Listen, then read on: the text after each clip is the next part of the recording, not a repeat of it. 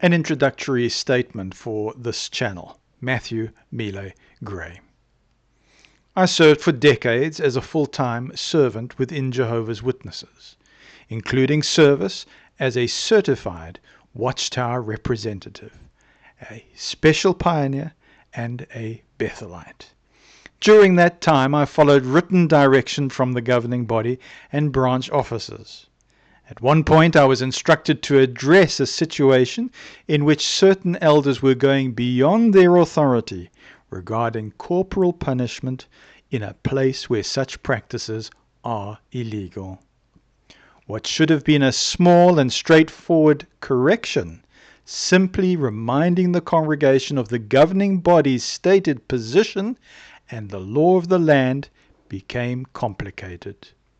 The issue had already created tension within the congregation, and harm had been witnessed at the Kingdom Hall. Because the matter introduced potential legal liability, a clique of elders chose to remove me, rather ambiguously, instead of addressing the situation. After years of trying to follow the direction given to me, I refused to accept isolation or silence on the matter. I reported the situation in detail to the appropriate organizational departments and eventually to the police once fear and coercion began affecting members or associates of the congregation.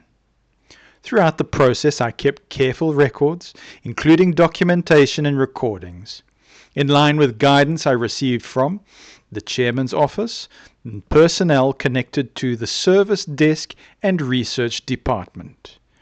As a result of these events, every attempt I make to return to normal life carries risk, both for myself, for my family, and for my friends. Situations like this are extraordinarily complex. Even experienced lawyers and government authorities often find them difficult to resolve. Because of the severe health consequences that followed, I eventually accepted medical treatment and third-party intervention. At present, I live in a kind of exile, a liminal space, after raising what appears to be a rare situation involving institutional liability.